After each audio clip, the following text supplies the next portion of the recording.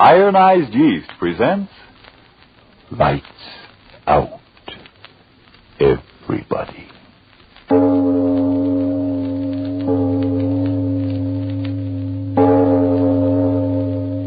It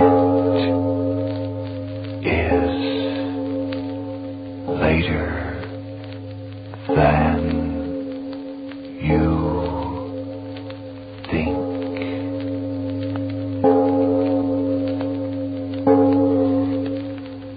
Lights Out brings you stories of the supernatural and the supernormal, dramatizing the fantasies and the mysteries of the unknown. We tell you this frankly, so if you wish to avoid the excitement and tension of these imaginative plays, we urge you calmly but sincerely to turn off your radio now.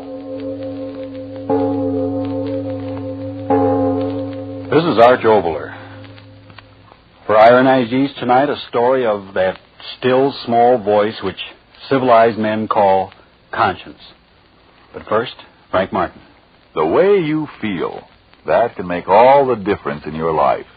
If you're run down, losing weight, feel tired too much of the time, and if vitamin B1 and iron shortage is what's to blame, listen. Ironized Yeast tablets give you both vital substances, vitamin B1 with iron. Men and women who were short of them now tell how these pleasant little tablets help them regain glorious pep and energy and needed pounds. So today they can really enjoy living again. Folks, did you get that name? It's Ironized Yeast Tablets. And now, Lights Out, everybody.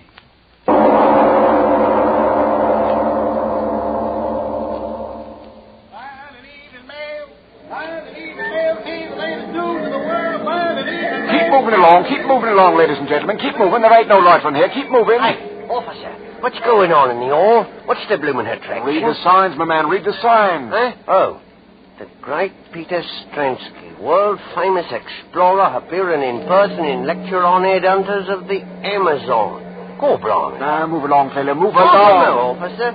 Will you tell a bloke what that headhunting is referring to? Who's on tonight? Now, look here. You're obstructing traffic. It's lecturing, the man is. Lecturing on these heathen tribes that hunt their neighbors' heads. Now, move along, man. Move along, or I'll take you in. Ladies and gentlemen, now you know the story of these strange motion pictures I have shown you this evening. For the first time in history, motion pictures taken of the lower Brazilian region.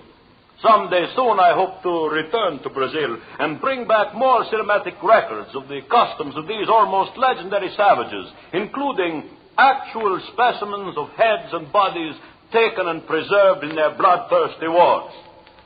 When that day comes, I hope you will be as kind to me as you have been this evening. And so, good night until we meet again. Excellent lecture, Stransky. Excellent. Yes, it went very well indeed. Complete sellout. That headhunting theme meant excellent publicity in all the papers, you know. Yes, of course. Now, if you'll pardon me, my wife... Oh, but my dear Stransky, autograph. They paid to listen to my lecturing and see my motion pictures, not to get my autograph. I'm sorry, my wife, she will be waiting. Come, don't worry about her. She's well taken care of. Eh? What are you talking about? I just passed her backstage, and she had a handsome young gentleman having quite a tete-a-tete, don't you know? You will pardon me. No, John. Oh, come now, Ellen, you must do it. Oh, but John, that's ridiculous. Who ever heard of such a silly thing? I did, and that's why I'm telling it to you. Well, I won't listen to another word. I really won't. Oh, yes, you will. No, I won't. If I might be so bold as to interrupt. Oh, Peter, it's you. I'm sorry to interrupt your most interesting conversation, my dear wife, but we must go. But, Peter, we... Come, I said. The automobile is waiting. But I'd... Very well, Peter. Good night, John. Good night, Ellen. Come. Get into the car, Ellen.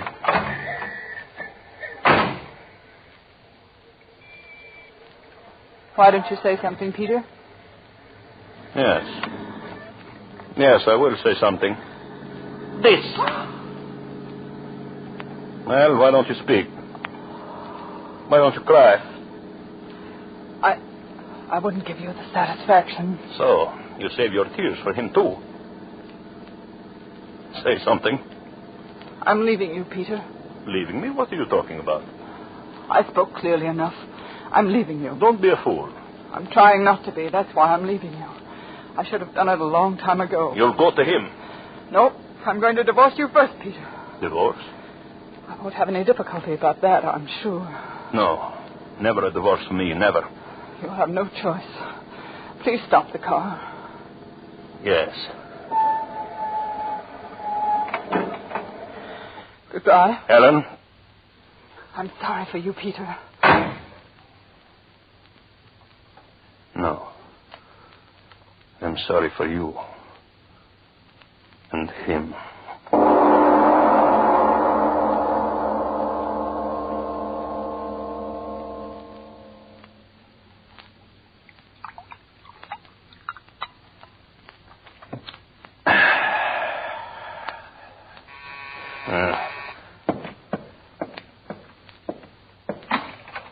Well, come in, Ellen. Come in. And you too, young man. What do you want of us, Peter? It was very kind of you two to come here and join me tonight. You said it was important, Strensky. What is it? Oh, have a chair. Sit down. There is no hurry. Well, John and I, we're on our way to the theater. If you don't mind, Peter, tell us what you want. I want little. We have come to what the novelist would call the parting of the ways.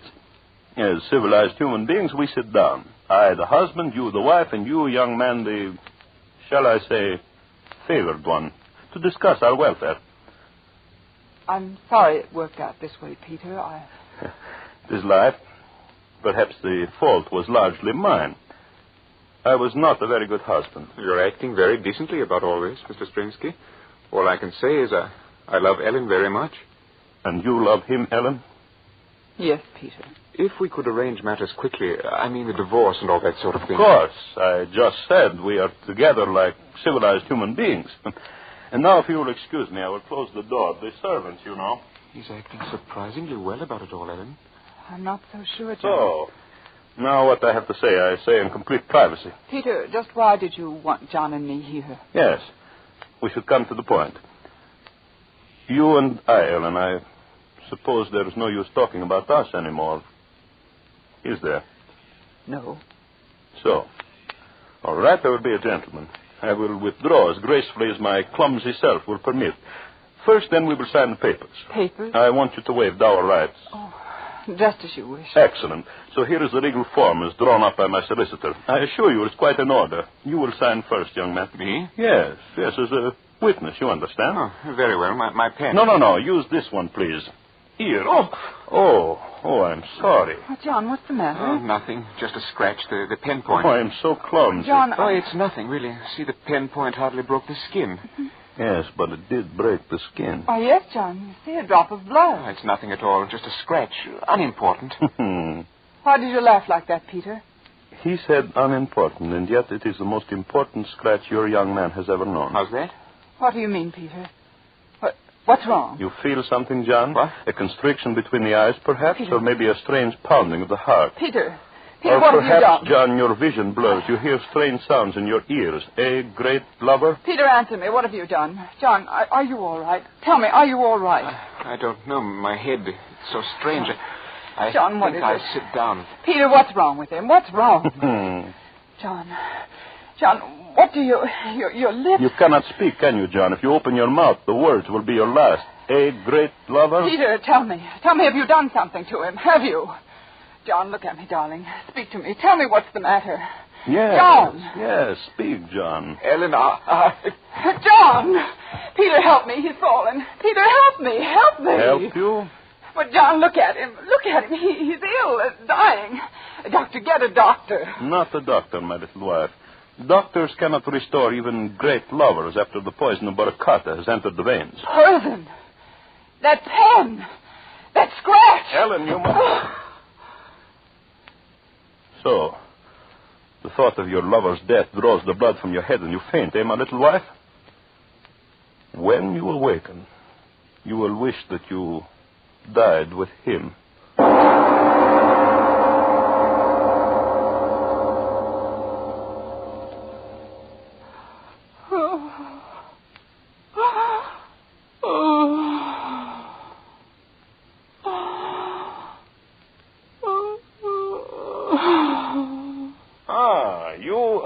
awake again. My arm. You are bound in a chair. It is most discourteous of me, I know, but then, as you may remember, I always was a barbarian. John. John. You will keep your voice down. John. You've got to tell me. Where is he? Why am I down here? John's not dead. He can't be dead. There on that table. Under the sheet. Not John. Yes, John. John. You've killed him. Let me loose. Let me go to him. Stop that. John. Stop making that noise, you mad woman. Stop it. Stop it, I say. All right, I'll stop you then. I'll stop you. All right. There, my little wife, scream, yell, rave all you want. This gag over your mouth served its purpose well. Go on. Go on. You amuse me.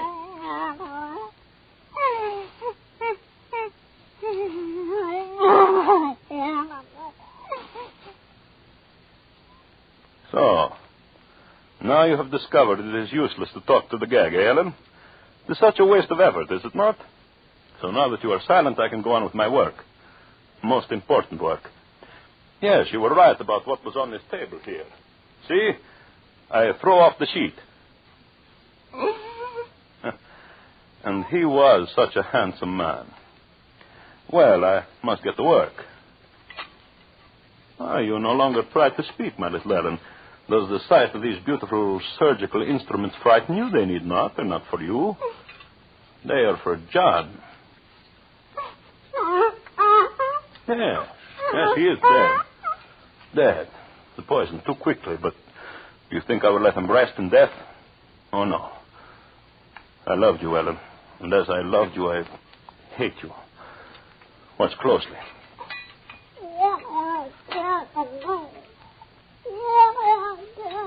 What? I'm sorry, I cannot understand you.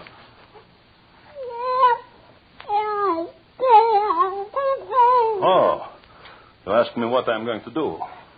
The knives, sharp knives, you see them? No, they are not to dismember your precious John. Flesh buried, decays, and is gone.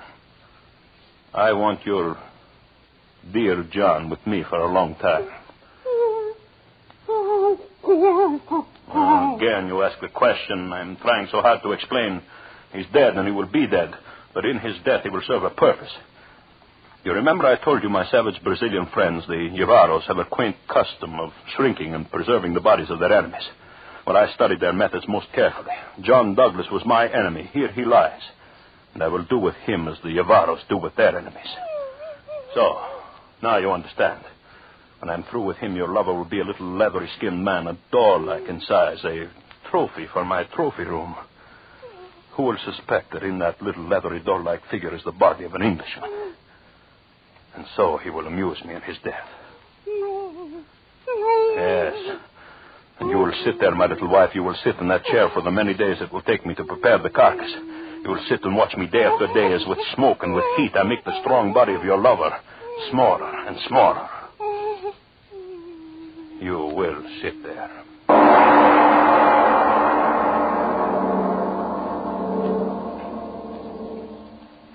Ladies and gentlemen, a deep breath, please, before we go on with this story of a jealous husband and the strange and terrible revenge he took against his wife and the man she loved. Yes, before we go on with tonight's Lights Out story, a moment for relaxation and a return to the realities of today. The place is a shipyard, and a worker is saying, I quit my desk job because I wanted to help build ships to win the war, but I'm afraid I can't keep on. I'm losing weight. I'm so restless I lay awake most of last night again. I feel so tired out so often when I know I shouldn't. I hardly know what to do. Do? Why, find the cause of your trouble. And if it's a deficiency of vitamin B1 and iron, get ironized yeast tablets. Vitamin B1 and iron? Ionized yeast tablets? I don't understand. You see, you're working harder now, so naturally you need more strength and energy. But when you don't get enough vitamin B1 from your food, you may lose your appetite, not eat all you need, and so lose weight and strength. And without enough iron, you may be weak and pale and too often feel all in. But ironized yeast tablets give you both vital substances. vitamin B1 with iron. Maybe I better try ironized yeast tablets. By all means do if you're deficient in vitamin B1 and iron. Ironized yeast tablets have greatly helped many, many others with these deficiencies. See if they're not of equal benefit to you. See if before long you, too, aren't saying, Since I've been feeling so much better, I sleep like a baby. That tired-out feeling is gone. I'm sure glad I tried ironized yeast tablets. And now back to our lights-out story of The Little People.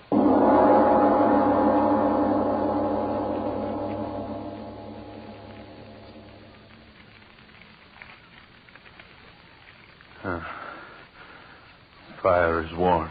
Hell, warm, so very warm.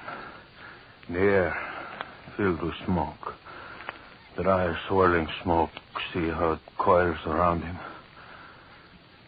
At first, how often you cried out when I talked like this, but now you're silent.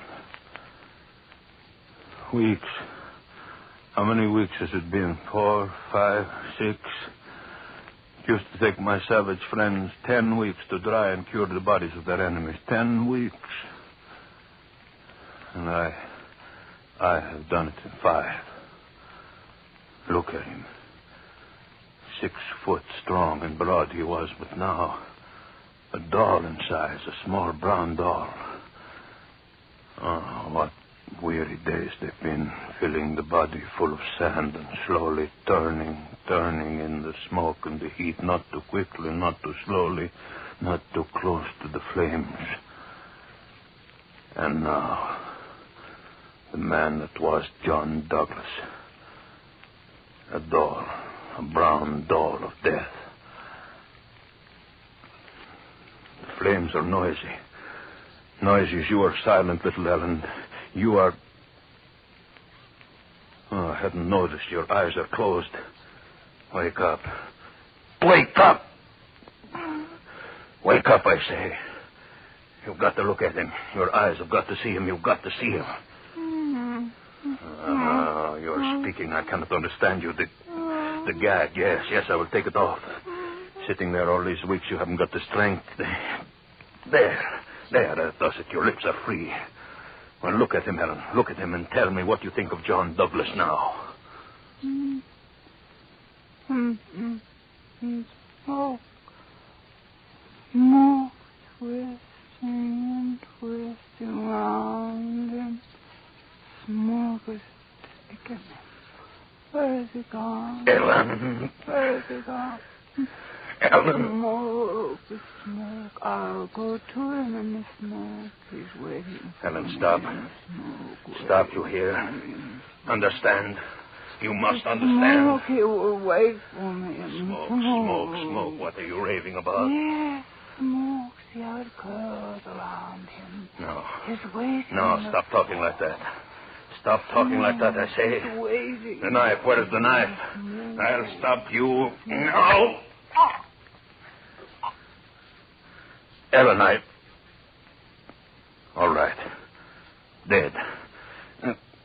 Up on the table with you. I must prepare you, Ellen, for the smoke and the fire. Took me 5 weeks with him, and now 5 more weeks with you. And then you will be as he is. Brown with the smoke of the curing fire. A little doll in size.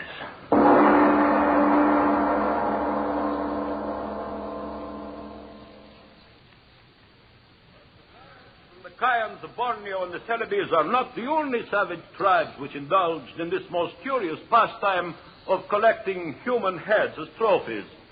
In my travels in far-off places, I have come across at least 20 other races who participate in this strange custom. Let's get out of here, Mamie. Why, the man's as dry as dust.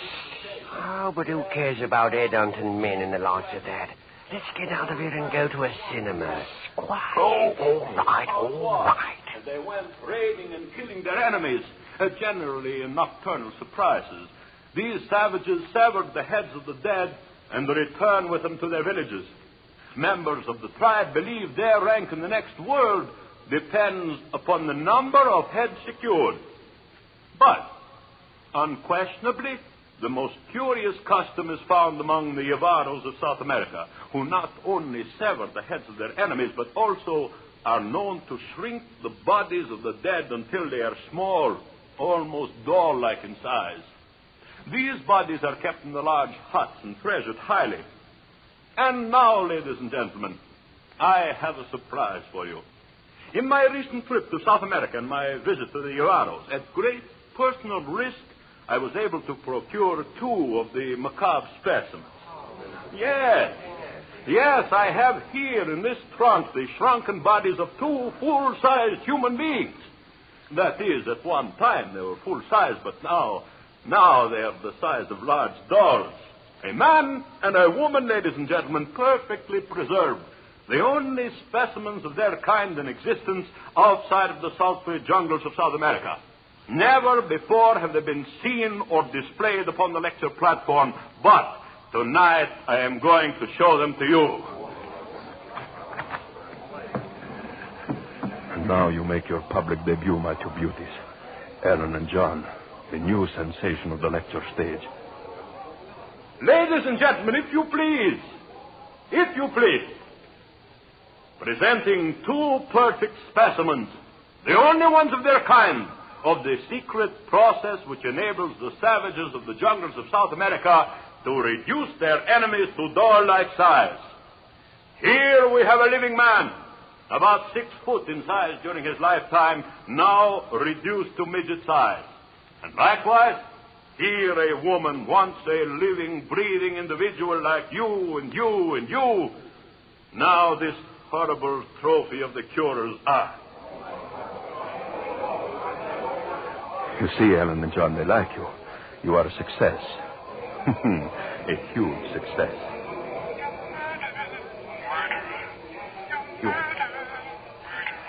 You're talking. You...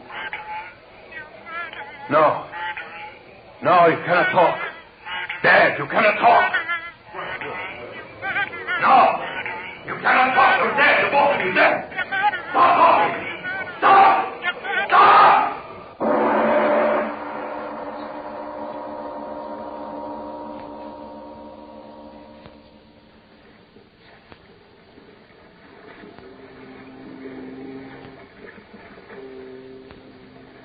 Sure, Captain, it's a strange passenger we got aboard this time, I must say. Oh, you mean Strensky? Aye, strange he is, mate. But what's he running away from, sir? Oh, sure, mate, that ain't a proper question to be asking of a man when he lays as many pound notes on the table as that man did for this passage. Get me out of England tonight, he said. And get him out of England I did. Now, could he be one of them embezzlers? Oh, aye, that he might. The trunk he was carrying, well, he wouldn't let any of the men lay a hand on it. He brought it down to the cabin himself. I'd like to get a look in it. Aye, and so would I. But he stays in that cabin of his all the time.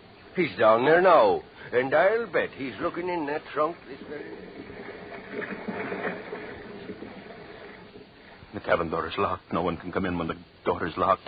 It's going to stay locked until we get there. South America, they won't get me there. No one will get me there. Why did I run away? What's the matter with me? No one heard them but I. No one in that audience but I. They're in that trunk there. The 2 of them. Why don't I find out now if no one heard them but I? Why don't I? For sure. Yes, I must. No, they couldn't have talked, not they.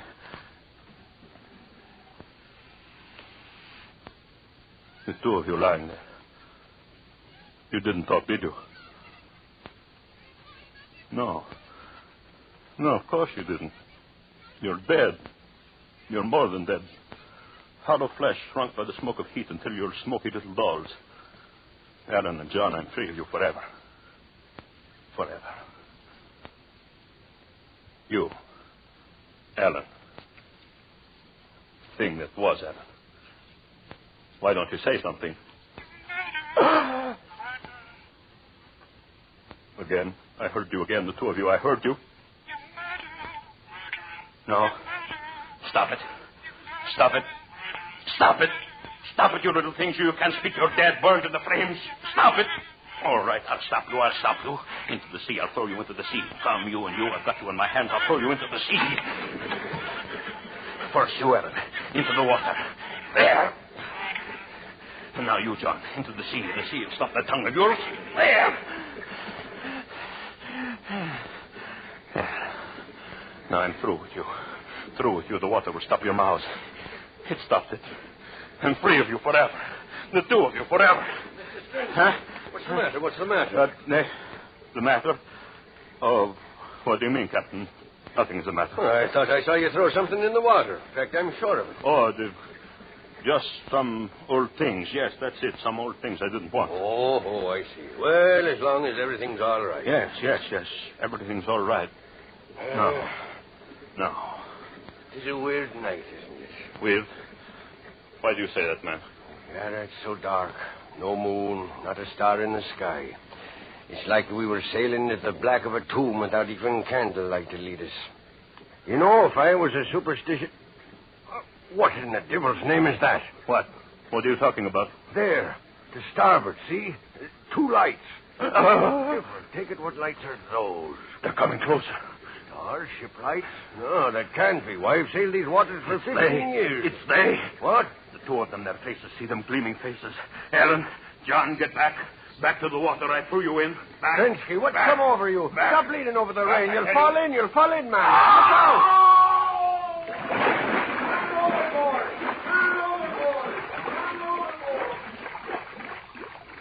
Help! I fell in. Help me! Here! I'm here! Save me! Save me!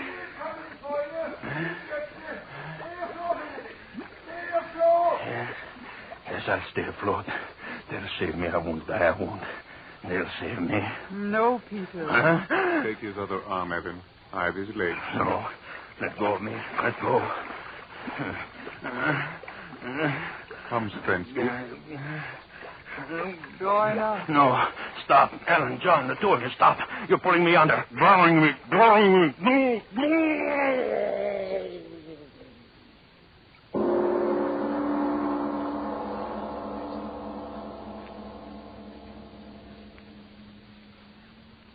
Well, Mr. Obler. Well, Mr. Martin, what are you looking for tonight? Rationalization, morals?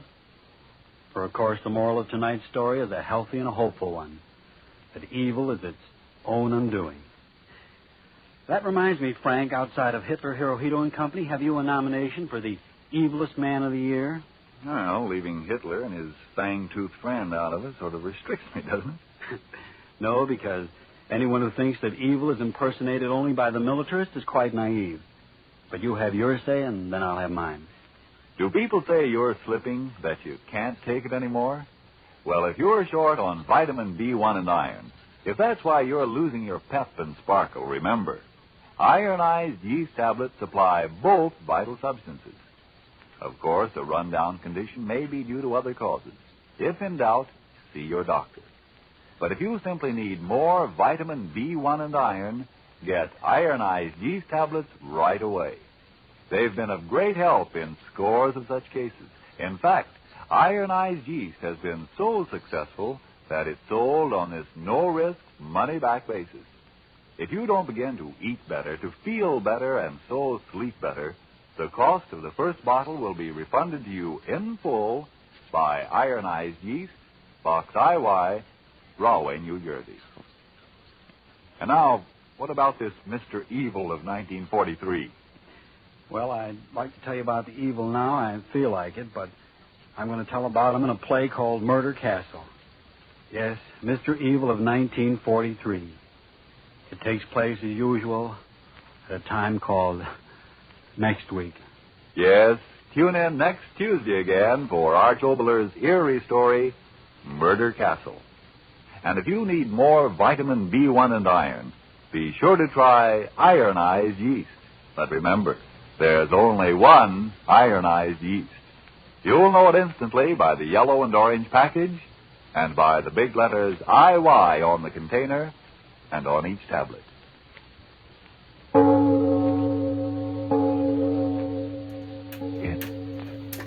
is later than you think.